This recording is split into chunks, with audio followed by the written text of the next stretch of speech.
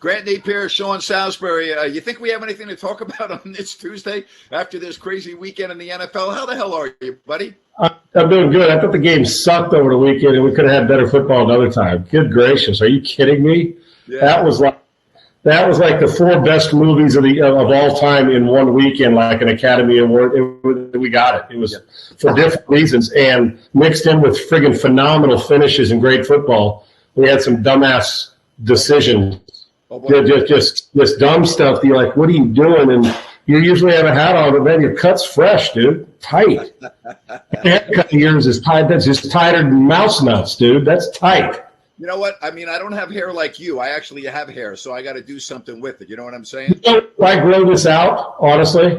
Oh, yeah. I shave it on purpose. Ever since my dad died of cancer, I've been shaving it on a regular. I'd shaved it really down. The truth, when he passed away, I was shaving it and here's how tough my old man was. He didn't lose his hair, went through chemo, died of mesothelioma of asbestos, and had hair when he died. My old man was so stubborn and tough that chemo didn't take his hair. But I shaved it when he was starting to lose a little bit of it. And after I was done, I said, well, part of this is my dad's got a great sense of humor. So, you know, guys in their big dick egos, right? Like, well, if I lose hair, am I still hot? I realize I'm still fucking hot, okay? I shaved it and said, Jason Statham, the Rock, they got shit on me, okay? So that was part of it. My dad was like, left a legacy for all the great things that I miss him. It was like, yeah, son, you go ahead and shave your head, but when I go, then you'll be able to get out of your ego and realize long hair, short hair, you can still pull it off. So just ask me, I'll tell you I can pull it off. So if I do grow it, though, you'll see it gets long and wavy and curly. I just cut it tight, man. Like Jason Statham. Matter of fact, why aren't I? What's that? Not the exchange was. What do they call the? What's that called? With Statham and Schwarzenegger and Stallone and Terry Crews, the Untouchable, not the Untouchables. The what? Expendables. Yeah, I'm saying you're asking questions. Yeah, I need to be in one of those movies. You know, shave the head, I got tats everywhere, kind of fits. You're saying, Sean, shut the fuck up. We got football to talk about. There you go. Yeah, we do. All right, so I want to talk about some of those coaching decisions. I'm going to give you my opinion first. I don't have a problem with Buffalo kicking the ball off with 13 seconds left. The reality is there are some things that can go wrong on a squib kick too. But here's the deal. If I give you the ball at the 25-yard line with 13 seconds left and I don't win the fucking game, I don't deserve to win the game, okay? What Leslie Frazier did defensively on those 2 plays to me is baffling. It's mind-boggling. And then we'll get to Todd Bowles in a minute. I've gone back and I've looked at these plays over and over and over again, and it's mind-boggling to me how that they fucked that up. I still cannot get over how poorly Buffalo played in the final 13 seconds of the game. It's mystifying to me. It really is. Well, backtrack because I'm going to get to that because we can have a debate about this because I think, and not on you, but I see the narrative all over, well, the overtime. If you can't get off the field, you don't deserve it. I get all that. We'll get to the overtime, I'm sure. Yeah. Grant, I don't want to lose sight of this fact. I'm with you 100%. We are on the same page with that. But I can tell you this, that what Sean McDermott did by allowing his special teams, there is no other choice. That's why I disagree. There is no other choice. That was a 7th grade elementary school. I'm talking about kicking it out of the end zone was this dumb. And I hold Sean McVay in such high regard. Sean McDermott, and Leslie Frazier. Good, great. I mean, these guys, we're talking about when we go through this, how you don't have a guy on the kick when you get a kick blocked in Green Bay. We'll get to the special teams coach and the head coach not understanding. I don't get it. Leslie Frazier, Sean McDermott, Todd Bowles, all these things, right? That went on through the course of a weekend. Fair enough? Yep. And listen, when you criticize, well, how can you criticize? It's easy for the sidelines. Well, motherfucker, I can criticize because you know what? None of us are above criticism. I know when a guy's standing wide open and I miss a blitz read, that's on me. And he criticized me all you want. It was stupid, okay? And Sean McDermott, if he was sitting right here and say, dude, I love you as a coach, you can't do that. There's more that can go wrong when first of all, you got to understand the fucking room. The room says we haven't stopped this cat one time. And all it takes is a couple completions with did you see earlier in the 2-minute drive, he throws a 15, 20-yard dig route. Tyreek Hill catches it, goes out the back door, and takes it to the house. So they got to know big plays are happening. They made monumental errors on that. But those are precious seconds. One is, here's what I say, and I mean it's a bit facetious, but there's a hint of my seriousness about this. When I'm Sean McDermott, after we score heck, so many points happen. I'm trying to figure out which one it was, but the corner post when he broke the guy's ankles and hit the seam route, the skinny seam route for the touchdown, and then the throw for the 2-point conversion, Josh Allen was out of his friggin' mind, and they were great. When you get to the sidelines, and you're up, and there's 13 seconds to go, we go to a damn commercial break. Sean McDermott walks down to the kicker and the special teams coach and says, kick this ball down the middle squib. We need 3 or 4 seconds off this clock. If you kick it out of bounds or out of the end zone, pack your locker and you pack your coach's room. You're both fucking fired. I don't mean literally. You get my point. This is my job. I'm Sean McDermott. You go through and you should have been working this as the scenario through the week. What if? Well, here, the what if presented itself, and they were ill prepared. You kick that thing. You don't risk going for the sideline, you kick a line drive over the first level and drop it in there, let it squid back. Guy picks it up at the 15. If he cries down, that's 3 seconds. Now we're down to 10. We're down to 10, and they don't get that extra 3 seconds to kick it. That's the first mistake they made. I do completely disagree. Now, I know people that say, well, what if the guy takes it to the house? Well, then 11 guys can't make a tackle, then screw it, then you did what you thought to do, because I don't believe anybody with the same mind, a coach would have said, well, now you got to kick it out of the end zone. Most were thinking you wanted the time bomb, because if I was quarterbacking, Grant, kick it out of the end zone. I'm not going to do what Mahomes did. Well, we got to consider the source and what he'd been doing. They had scored 25 points in a minute 57 between the two of them. So that was the first one. I needed even if you took 2 seconds off the clock, I needed those seconds. I needed him to field it and then take your chance. I'd have rather Mahomes throwing it 70 yards on a Hail Mary, my chances, than what they did do, which led to 2 dumbass decisions on how you play your football, and in particular, the main one, by not putting somebody over Kelsey at the line of scrimmage, the number 1 receiver on the field on either team, yep. And you give him a free run when you don't give guys like that a free run with 4 minutes to go in the game. Let him clutch and grab, make Mahomes jack the ball like 2 or 3 more pumps, and then if he throws it, we've taken 3 or 4 more seconds off the clock. It was as if they said, let's make this as easy as we can for them to get in range. And with Mahomes, it takes 2 quick throws, and here we are. And look at it. So I didn't like McDermott's call. I understand pressure. There was enough time during a TV timeout to explain this ball does not go into the end zone, and if it rolls in and they let it, then you took your chance. You can't kick it out of the end zone. 13 fucking seconds on your own 25-yard line. 13 seconds, okay? 13 seconds. They go from the 25 to the 30. They go from the 25 to the 30 in 10 seconds. Okay, I understand you can debate all you want on the kickoff. All right, I'm going to take your side of the argument and just say, okay, they should have done that. I don't think it mattered. The reality is, if I have the number 1 fucking defense in the NFL, and yes, I watched the game, I saw what Kansas City did, but I don't have enough trust in my fucking defense to stop a team from going from the 25 to the 30 in 10 seconds. That's mind-boggling, and you're right about tackle Travis Kelce at the fucking line of scrimmage. Get a 5-yard penalty if you have to. That cannot happen, Sean. That cannot happen. Grant, you're right, and not only that, you should be able to trust your defense if you have the 30th ranked, the 32nd ranked defense, not just the first. I'm 100. It just was like, it's like those events that led up one after. It's like, how are you doing this? Not only did they go from 20 to 30 in 10 seconds. They did it and still was able to kick a field goal.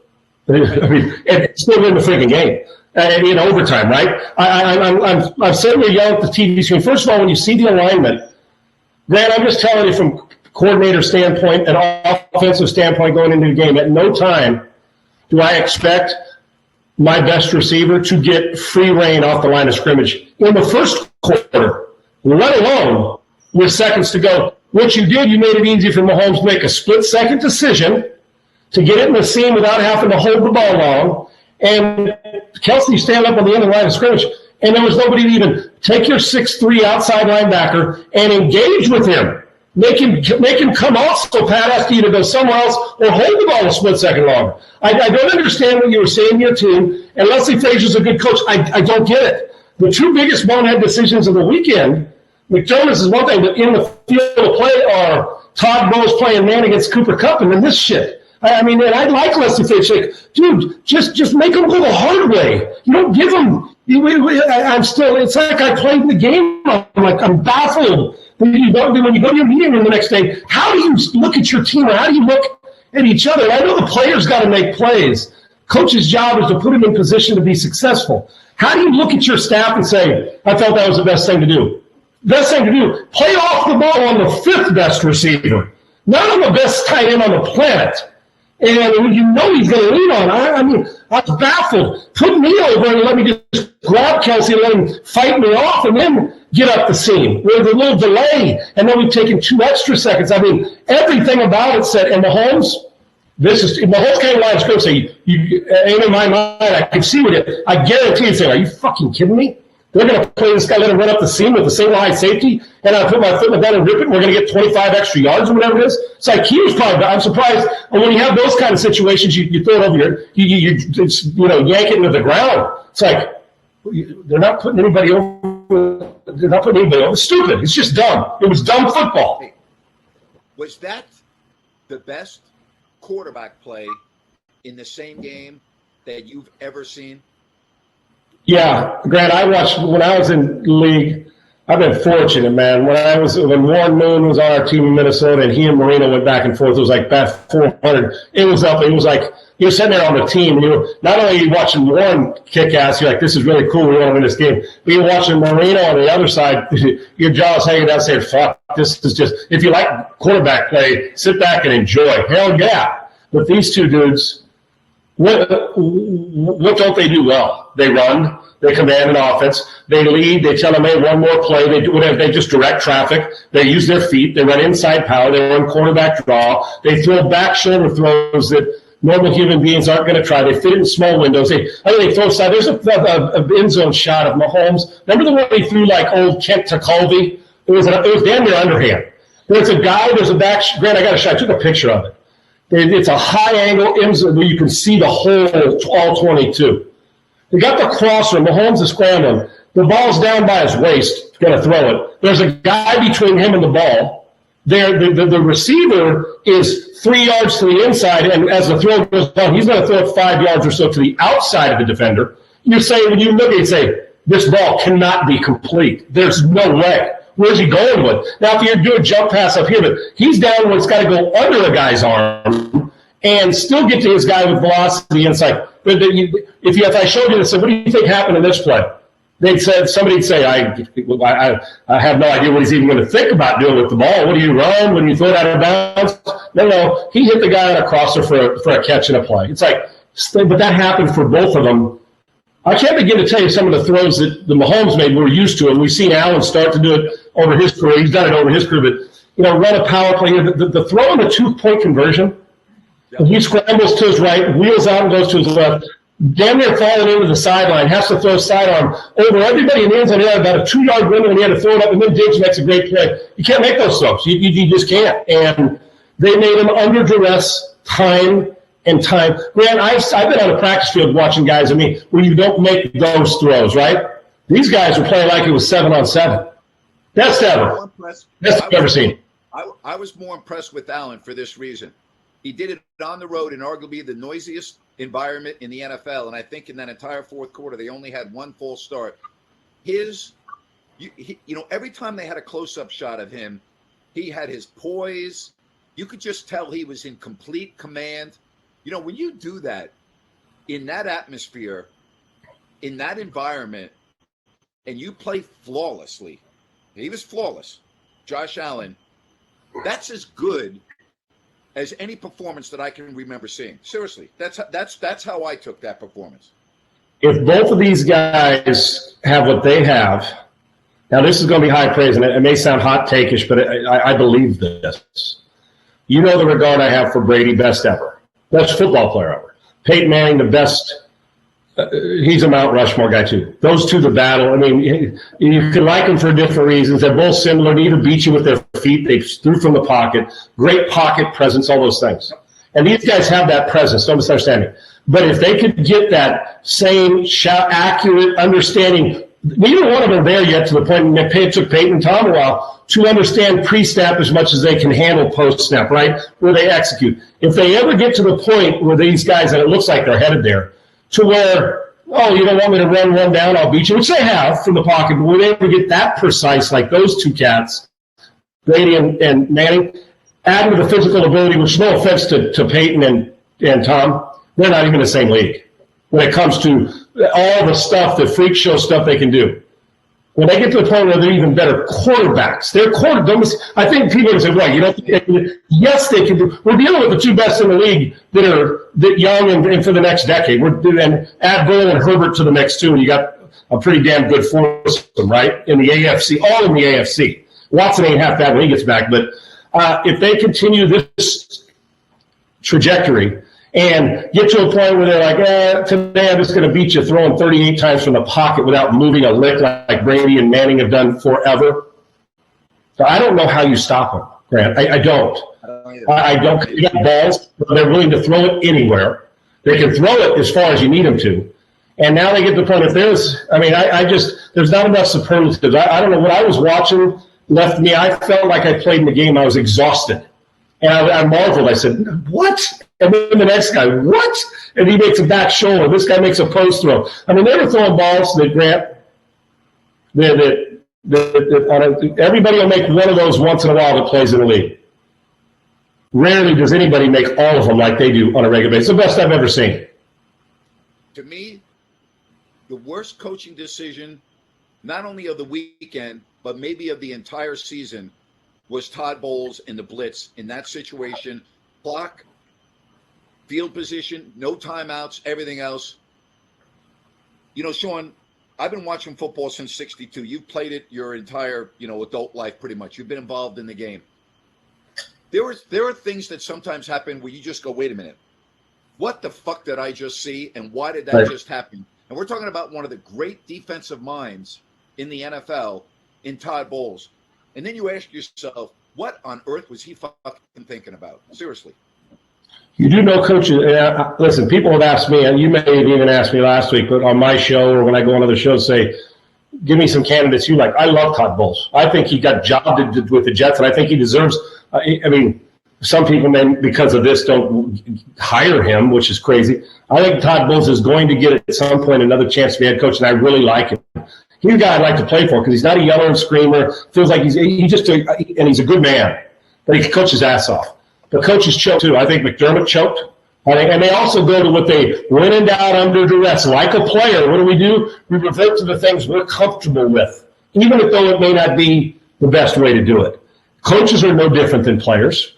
They choke in certain situations. They excel in others. Some guys are better under pressure when things are running fast, and some guys kind of like it when everything's going good. They can see the big picture. It's moving slowly instead of quickly. Well, this thing was as urgent as it gets. It was time. It was warp speed, right? I thought it was too. Now, listen, I understand if you're Todd Bowles and you say we're living by the second, like the last quarter and a half, we were pressuring and getting after him. I get the mindset, right? We got back into it. But then you got back into it and tied it. Now all you need is 2 catches and tackles, play base defense, and catch and tackle. Now we're headed to overtime. And now if Tampa gets the ball, I assure you this game is done. It's over. Because they're going to go down and score.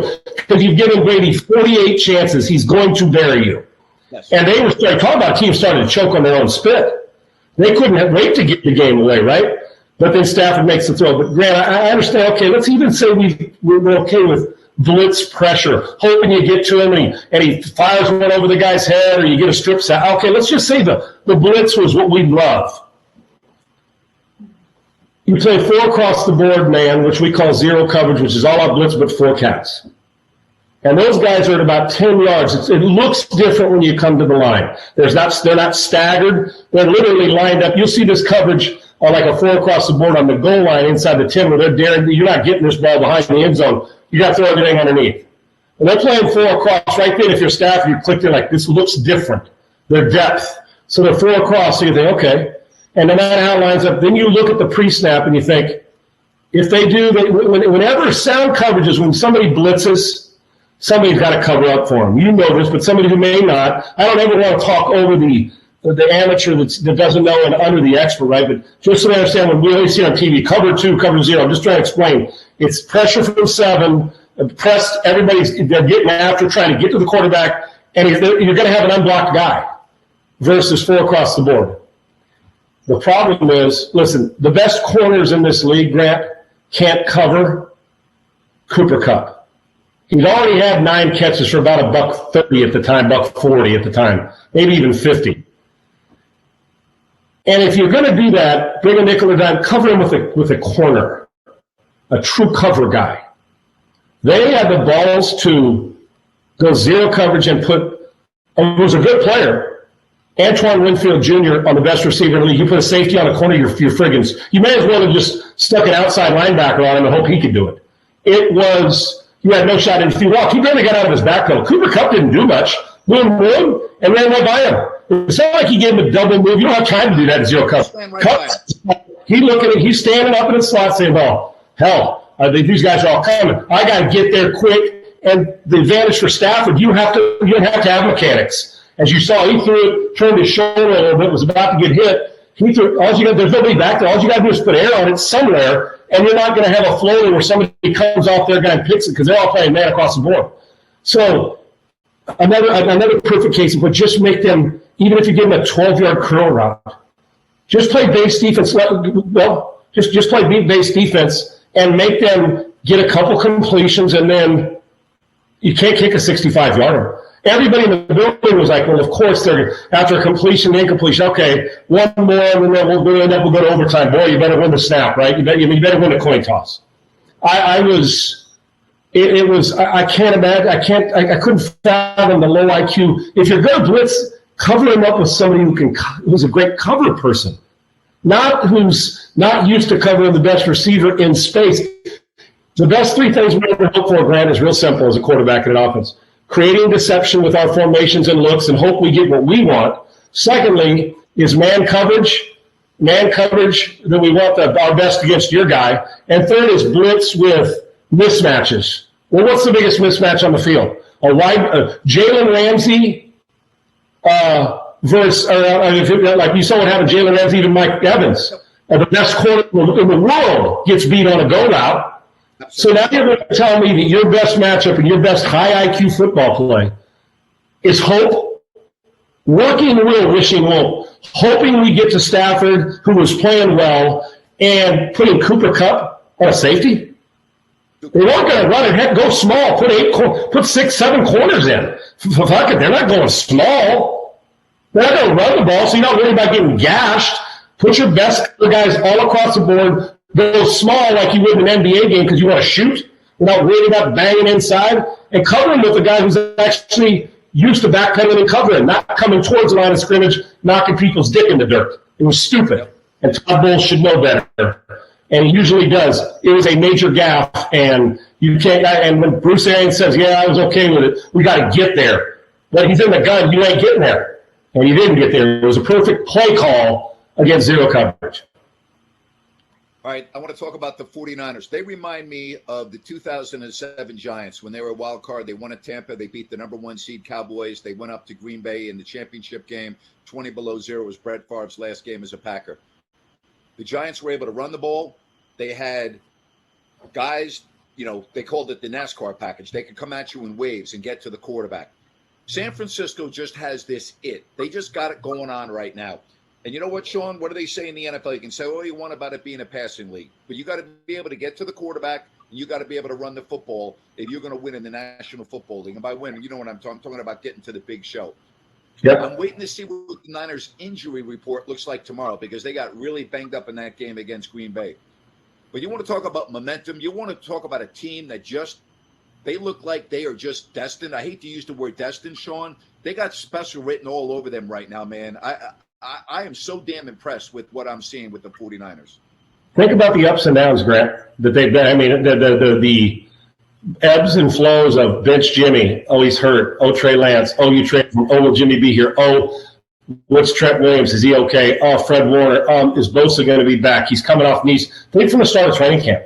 At one point, you had him not making the playoffs after their start. Kyle Shanahan was going to enter the hot seat if this continued. Oh, how can you blow these games that are close? And then all of a sudden, they get on a roll. And then Jimmy gets hurt. Oh, what's going to happen? Trey Lance wins the game, but it wasn't pretty. Oh, Jimmy's coming back. It shows you the trust that he has in Jimmy. But here's the thing. Grant, go back to the 8 teams in the last weekend. And the one thing about the 49ers that nobody else, I believe, can claim. The 49ers do not have to have their quarterback play great football to win. Correct. And when I say great, there were 6 that had to have their quarterback play lights out. A 7th needs a quarterback to play well because play action is so important. And the 8th, just be smart, keep it in the low 20s of the teams is throwing. Don't kill us with poor throws and turnovers. Even if you turn it over once or twice in a game, our run game in front 7, we'll scheme enough and our players will do enough that we will be in the game with the game on the line late. Tennessee, even with Derrick Henry back, Tannehill's throw 3 picks. They get 9 sacks. Quarterback plays like horse shit in the game. Can't win. Green Bay, Aaron 20 for 20. That was a sub. I mean, it wasn't Aaron. They blocked 2 kicks. Aaron can play far better than that. But you don't throw a touchdown pass after being the MVP in the league. He doesn't play well. What happens? And when Jordan Love was the quarterback, went to Kansas City, what happened? Can't win. Right. The Rams, if Stafford, after all they did and what they did, if Stafford doesn't make about 3 extra throws and plays average or throws a pick, they can't win. Right. If Brady's not on the field, even running back in their defense, they can't win. Buffalo Bills, Josh Allen misses 2 of those throws or somebody else plays, they get their ass handed to them with the way Kansas City is playing. And after all that, if Mahomes doesn't make about 3 throws, if Mahomes doesn't throw for 171 yards in under 2 minutes, yeah. And with the last 2 or 3 throws, guess what? And the back shoulder, they don't win. The 49ers, Jimmy throws for under 140. He goes 11-19, throws a pick. They don't rush for they run the ball 29 times. They have 50-some plays. They go into a hostile buy on the 1 seed. The quarterback plays okay. What do? Somebody rears their head. Front 7 stops Rodgers. They give up 1 touchdown and nothing else. They block a punt for a touchdown. Block kick, and they don't even fucking score an offensive touchdown and still win. Against the number 1 seed on the road, inclement weather, where it's balls cold, the California team goes into Wisconsin and wins. That's why I love them. They can beat you without saying, because I'm telling you right now, this game this week, Matt Stafford plays like in between Rodgers and Tannehill, in between Burrow and Tannehill. Guess what's not happening?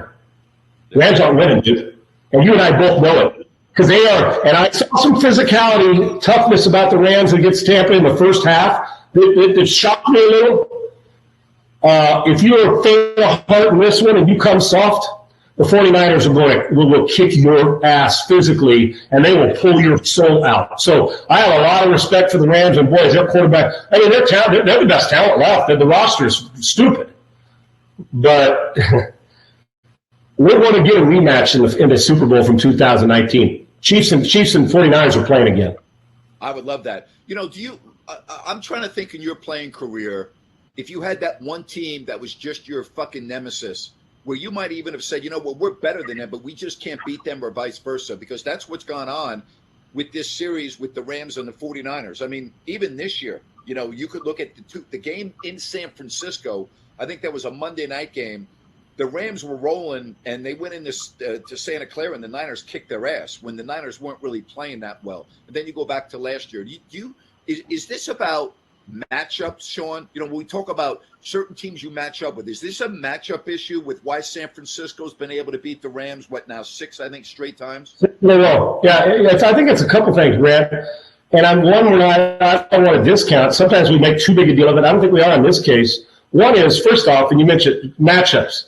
You'll play. It's like the NBA that you've covered for 30 plus years and been great at it. Is that you come against a certain team. For instance, if you're a team now, if you bang and you got big guys who don't move and can't pop out, and if you got a big center like let's say Embiid, and your center can't pop out and play, and you're going to let him sit up there and bust, he'll hit 50 on you, right? And then you come out, but he's athletic enough to put the ball on the deck and finish, right? And you just don't have guys. It's a matchup problem because they go small like Golden State's in the past and whoop your ass because you just can't keep up. And it hurts you on the other end, but you'll separate your three from their two, right? Make sense? And I think in this case, what happens, the 49ers they bring it physically, and let's not discount, they execute. They do a good job. I mean, it may not look pretty all the time, but they do so many different things. It's like they got your head swimming. You got to think there's never a time when you say, oh, we get a quarter and a half. We know their base, what they're going to do. No, 49ers and Debo and Kyle Shanahan, even though it ends up being the same play, they're fucking with you all the time with all their stuff. Motions, there's so much window dressing, you're screwed. Right? And if you move along by that far, right. Debo sails through, right? It's true. It's a mismatch, and physicality comes into play at this time of year. And then the last thing is that there are teams that I'll get to, like when we played Detroit, to answer your question, I don't even know what our record was, but it seemed like every time we went to Pontiac, when Barry Sanders was there, it's like, now we could beat them 45-10, right? But you went in, there's a little shiver involved. That's like, easy. They had some good defensive players, and they were physical. And they had officially like Rodney Peete or Eric Crane, like good enough quarterbacks to beat you, right, and have a big day. But they had that run game, and they had Perriman and Herman. Well, they had some receivers too. Like they couldn't. Yep. And in Pontiac, all of a sudden started. I remember we were up like 17-0, I think, with like 6 minutes to go. Barry Sanders made Joey Browner like grab air in the middle of the secondary, and they scored. And I looked at Wade Wilson. I said, "Please don't let that happen today." They beat us. They went boom, boom, boom, and before you know it, you're looking around and Wayne Funch like, what the hell just happened? So I condemn, and sometimes we go to Tampa, even though they weren't that good, it seemed like we always felt like a struggle. Now, we played good against good teams, right? But it was like, God, these two teams are in our division. It just felt weird sometimes, right? Because at that time, I think Tampa was in our division, if I'm not mistaken. Minnesota, we were in the same division. Well, don't discount the fact that eventually, after you've lost 6 in a row, you're going to hear it all week. You know. So what happens is you sometimes get too fine and too cute trying to counter-adjust, and then you're doing that the whole game, gripping things, and before you know it, what just happened? We're chasing again. So you got to play free, and they're not going to change a lot. Neither of these teams are going to change much. They're going with 85% of what they do, execute, and with a few change-up pitches, it's just like, dude, can our physicality beat your finesse? And that's basically, when it comes to all defense versus your offense, that's what it is. All right, we've talked a lot about Allen, and we've talked about Mahomes. Now I want to talk about Joe Burrow. This fucking guy, gets sacked 9 times, gets his ass kicked, and just keeps on coming at you and coming at you and coming at you. He's only in his 2nd year, and he's got his team in the AFC Championship game. And, as we look at maybe Rodgers and Brady are done. Who knows? We lost Drew Brees last year. You know what? The NFL has got all these young guys, with Burrow. We talked about Allen and Mahomes that's going to carry the torch for the next 10 or 15 years. How impressed must you be as a guy that studies this position, knowing full well what it's like to get knocked down time and time and time again, and to do what he did on the road in that environment? I mean, what the hell? Joe Burrow is unbelievable, man. Well, we saw that in 2019 at LSU and wondered, how is this real? Oh, we know it's real now. That was not fake. Grant, think about this. Bengals, Chargers, if they, stay healthy, get that right. The Bills and the Kansas City Chiefs, we may be having an AFC divisional weekend with those 4 teams for quite some time. And we're leaving Lamar and a couple of these other, and if you're Deshaun Watson and you say, I want to get traded, take your ass to the NFC. Better. You don't want to be part of the AFC because you could be the MVP and your team could be the 7th seed, right? So I with Joe Burrow, when he came out of school, and I said it on my show a million times and documented, somebody asked me and I said it, he had the best pocket presence. When you say this, people say, well, Herbert was great too. No, I'm just talking about pocket presence. Bill was the best pocket presence I'd seen in 2 decades. Just see, like Brady, the ability to move and sidestep and manipulate. Yet he can still beat you with his feet because he's got some legs now. Underrated. But his toughness, Grant, I can't, you know what it reminds me of? You remember Aikman took 11 sacks, I think it was against Philadelphia one year, getting the shit kicked out of him. And and I don't like to say that this is the way you find out about a guy. I don't know if I've ever told you this. I'm playing in the league. I'm in Minnesota. We're getting ready to play. Dan Fouts is doing the broadcast the day before. Comes in the locker room. And I've known Dan for years from North Turner and being in San Diego. So Dan was just sitting there. I said, Dan, leadership, man. I'm just curious. It was after practice on Saturday before a game. I said, define it for me. He said,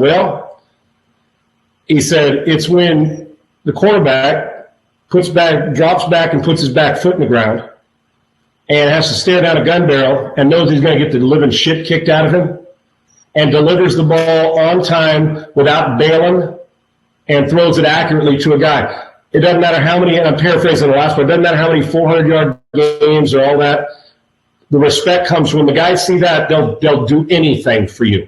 Now, Fouts was as tough as there was in the pocket, and he had 400-yard games on a regular basis. This is Joe Burrow. He'll stand in there. He ain't going to ask you to do anything. Great leaders don't tell you, they show you. And Burrow's going to stand there and get the hell kicked out of him. He earned more respect in one game, not for the fact that they won a playoff game on the road for the first time ever in their franchise history. He took 9 sacks and kept coming. In a one field goal game now, Tannehill helped, and that offense of them helped Tennessee. But both defensive front sevens were good, brilliant game plans on both defenses. And he kept coming and coming. The best way I don't ever find much out about a quarterback who's playing against when you're having your best game against a team that doesn't really threaten you, you find out a hell of a lot about a guy's balls when you're getting the shit kicked out of you in the postseason, and everybody expects you to lose against the 1 seed, and you don't care. You don't care. I think Joe Burrow thinks he's winning the division the next 10 years. I do. I think he thinks that. And he plays like respect, play. And as Andy Reid said, they beat us last time, and he threw for like 470 or whatever it was. If they blink, if they blink with our Chase, that dude will be running out of the tunnel with touchdowns. So you be careful. And if you left it all on the field last week, right? Hell, a lot of teams emptied the bucket. Shit, how you respond quickly. Joe Burrow's no joke. And if you give me 5 quarterbacks for the next decade, four of them are in the AFC. Herbert didn't play. 3 of them are still playing.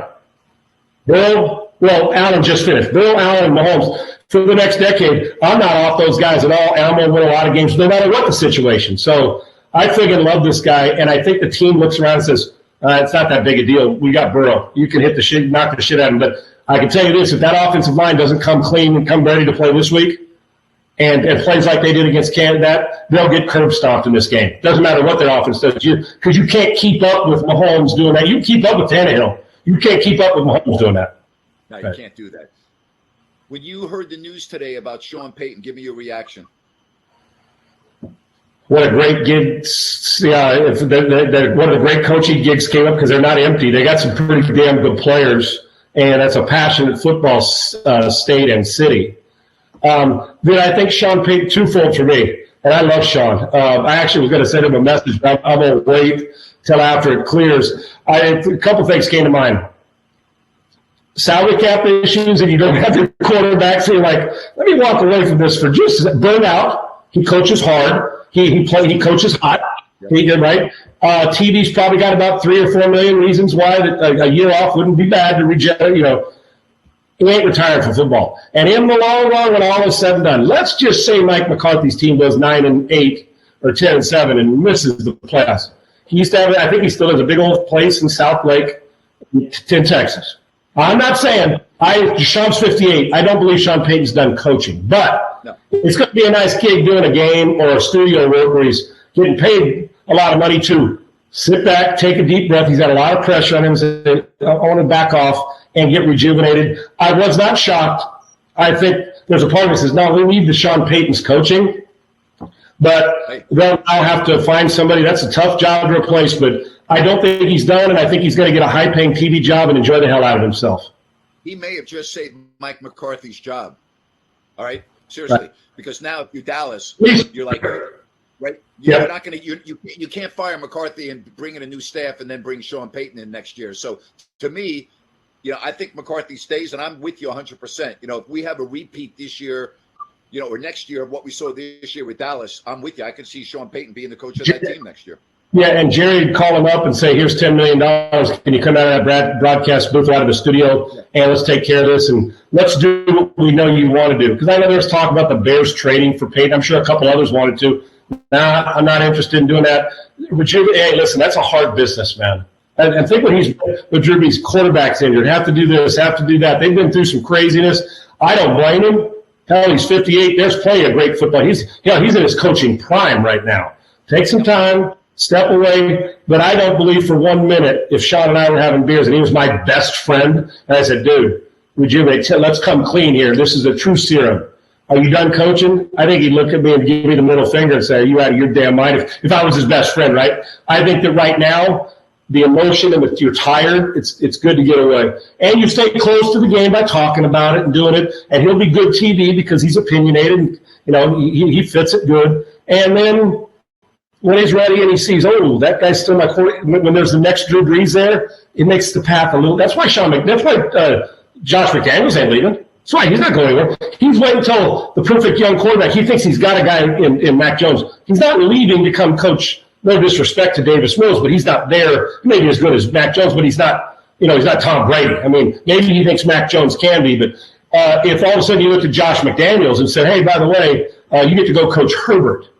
Oh, okay. I'll go to LA to coach that. Yeah, I'm in. But same with Sean Payton. And they're kind of in a state of flux, and it's the perfect time, in truth, for him to take a deep breath and relax. I don't think we've seen the end of Sean Payton as a coach. Just like I don't think Brady and Rodgers are done playing. I think they're addicted to success. I think they're addicted to competition. And all three of those guys love this shit too much. And they love it. And all of us wish we could go back, but once you remove yourself for too long a period of time, especially a quarterback, so I think all three of them, Sean will be back. I believe that Tom and Aaron are back in 2020. I think this will be, so first time I've ever said this, 2022 will be Brady's last year. He'll play till he's 45, hope he goes out on top, and then he'll be done. I'll tell you what's interesting. If we had this conversation on Friday and I told you, other than Ryan Tannehill, Aaron Rodgers would have the poorest performance of the weekend, you would have said, no fucking way. Right. When you that opening drive was flawless. They get the opening kickoff, they go right down the field. They also ran the ball. They had very good success running the ball in that drive, and then the Niners were able to really contain the running game. What did you see in Aaron Rodgers? I mean, that just did not look like a Rodgers performance. I mean, he's lost in the playoffs a lot, but it's not generally because of Rodgers. It's because of something else. You can make a point that they lost the game on Saturday night because of Aaron Rodgers' performance.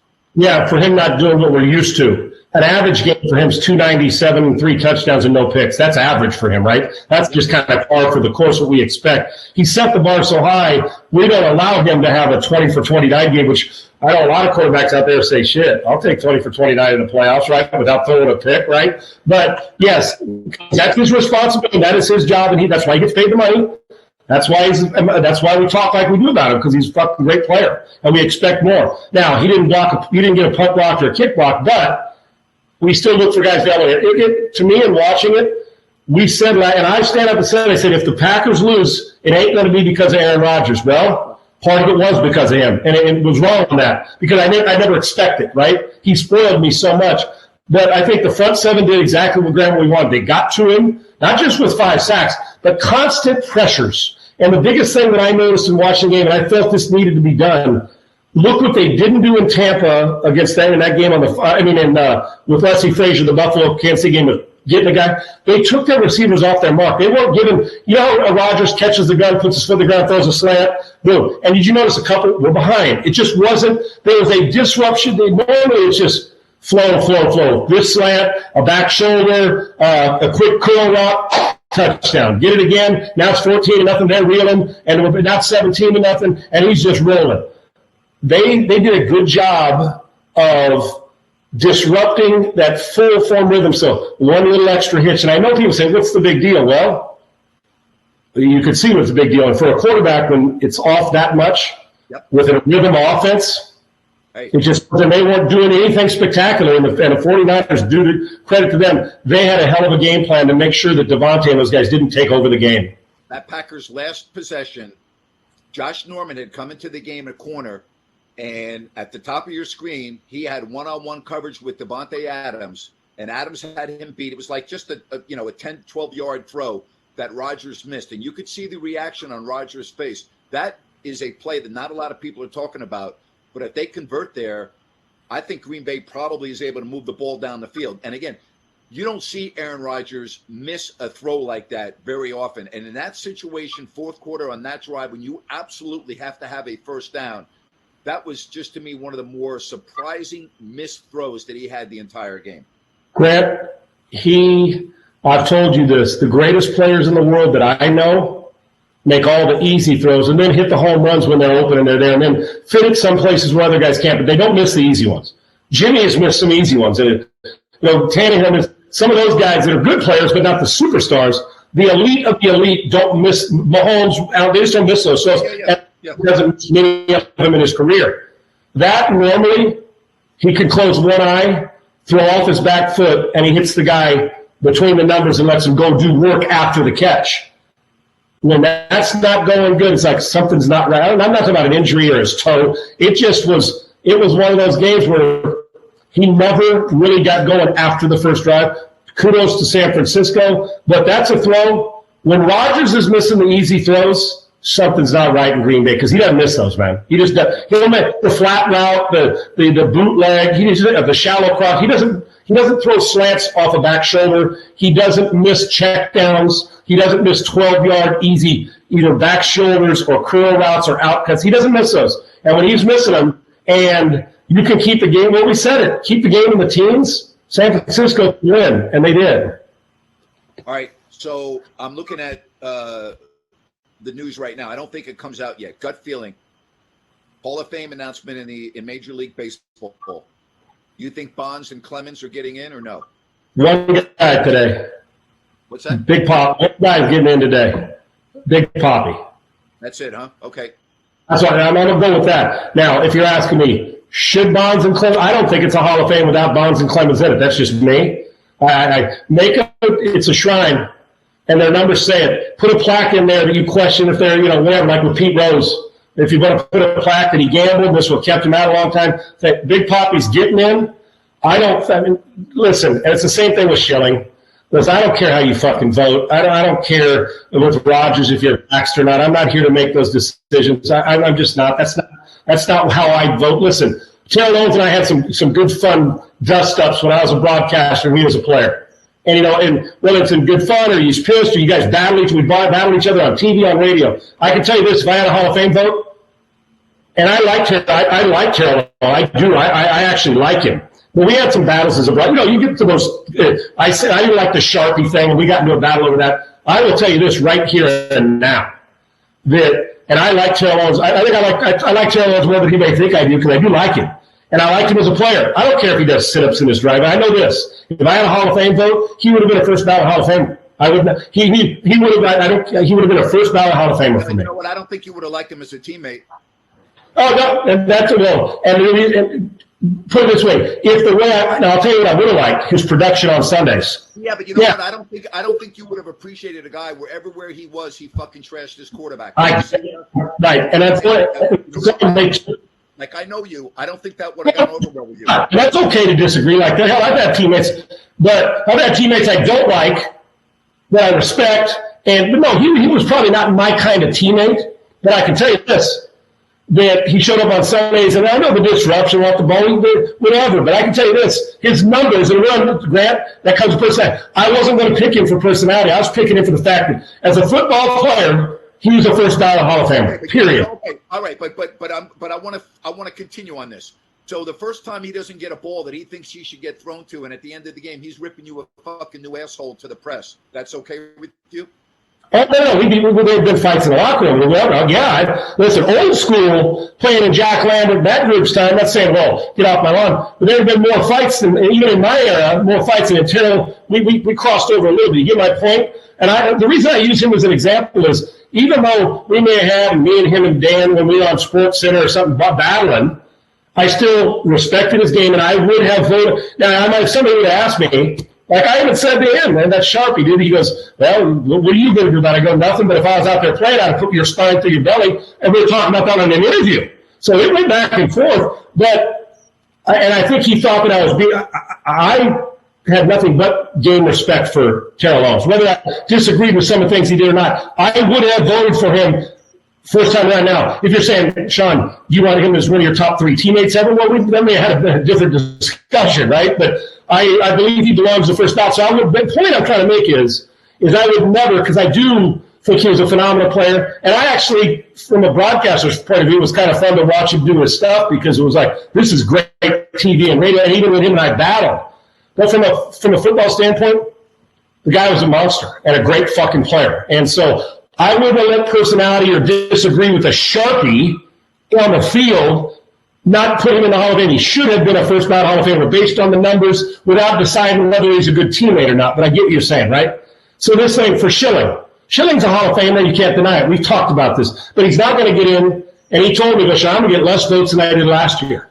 Because why? Because of his politics. And that is it. And they don't like him for that, which is absurd. It's dumb. It's not right, but it's going to prevent him from getting in. And Bonds, the Bonds and Clemens thing, Schilling should be in, Bonds and Clemens should be in, and Big Papi in my mind. And I may be wrong, but I don't think anybody's getting in but him this time around. Great show today, buddy. Who do you think is getting in? Great show. Who do you like? Who do you think's getting in? I don't think Bonds and Clemens are getting in today. I just don't. I don't. Would you vote for him? Yeah. Would you vote?